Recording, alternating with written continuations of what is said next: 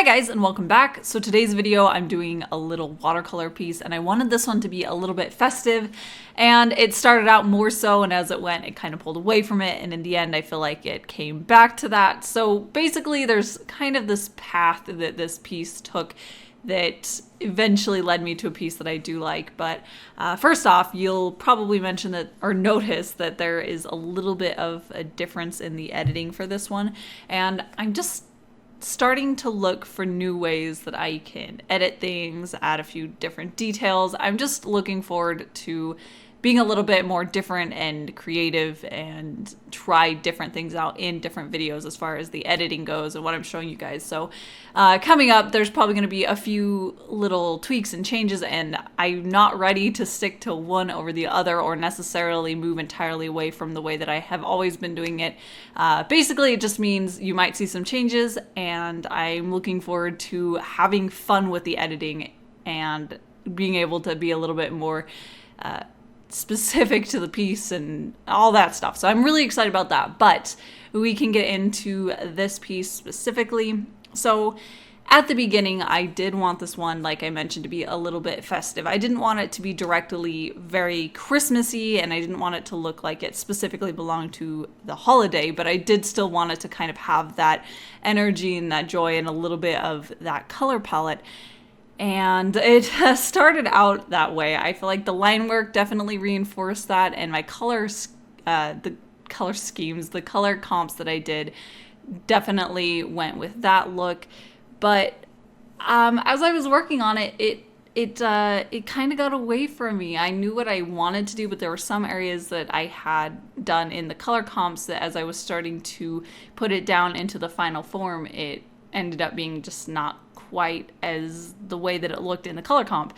And it was just layer after layer of things not quite being right and me not quite knowing how to fix that it kind of went like snowballed. It took me away from that original goal, and there was a point in the middle of this where I was just so frustrated with this piece. I didn't really have any idea what to do to fix it, and I was almost ready to just restart. And this is a stage that I run into very often.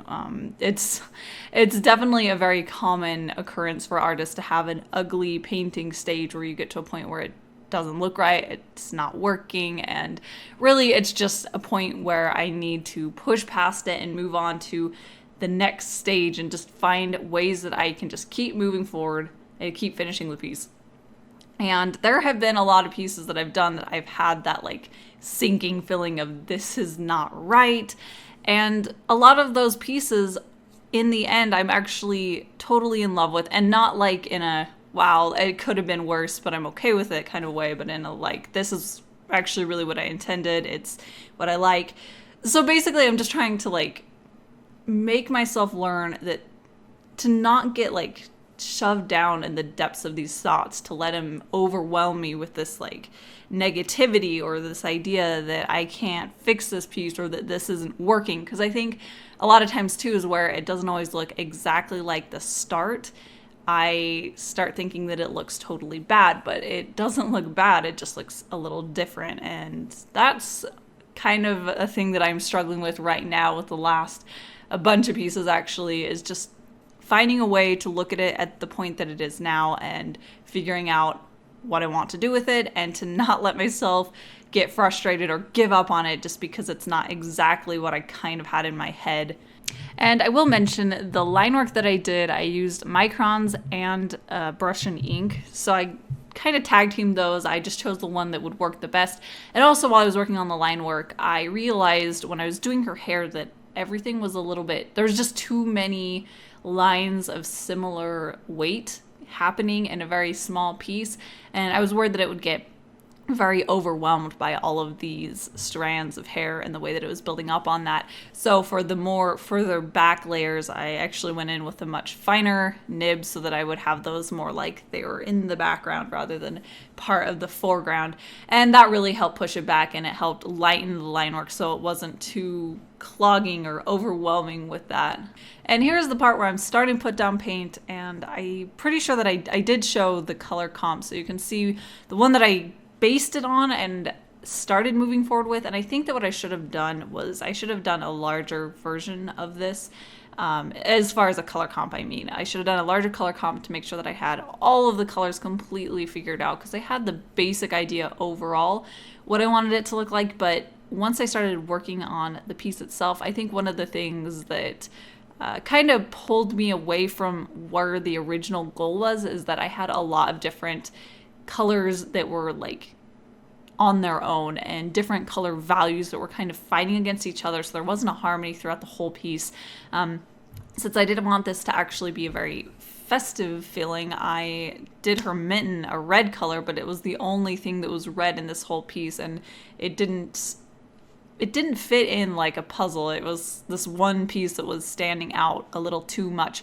And I think that was kind of the point where I was like, oh, this really isn't working. Once I got all of the colors down and I could see that red, it was the one thing that was kind of standing out and tipping this so that it was no longer cohesive.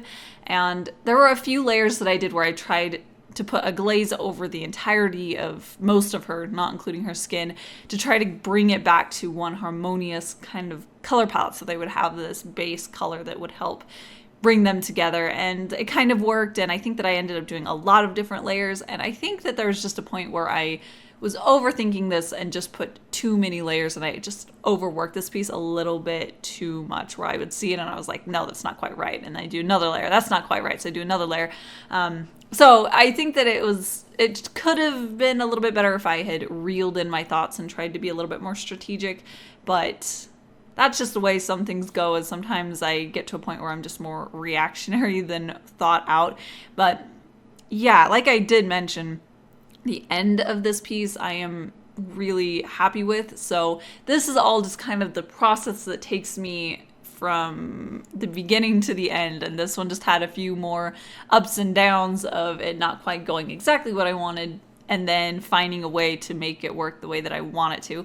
And it did actually end up changing the colors a lot. They ended up being a lot more subdued and desaturated and more natural, which I actually really like, because I tend to work a lot more saturated and unnatural in the colors that I choose.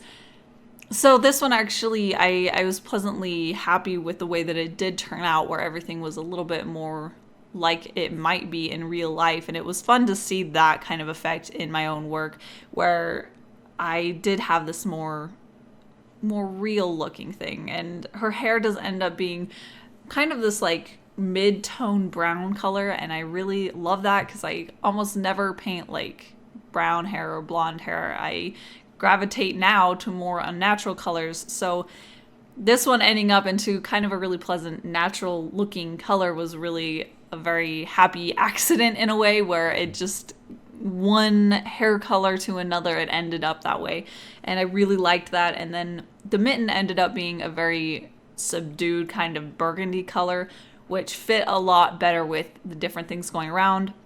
And another thing that I did to make sure that everything had a more cohesive look is that I did mix this more burgundy looking shade that I went in and I shaded the hair and the mitten and some areas of her cloak with, and her skin as well. So once I started shading things in with the same color, you're able to see that influence throughout it. It really helped tie them together.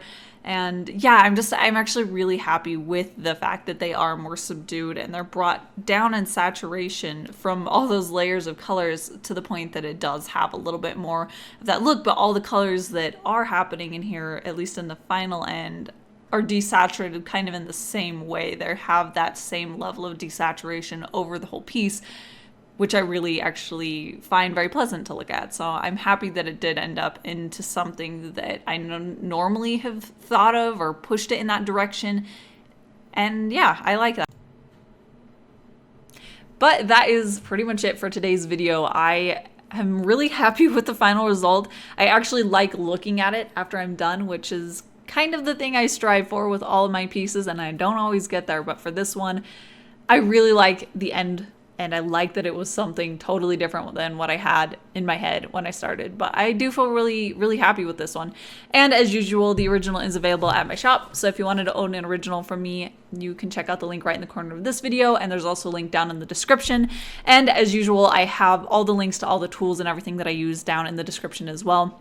So you can check out everything that I use, from the line work to the paint to the paper. But yeah, that is it for today. And thank you so much for watching, and I'll see you guys real soon.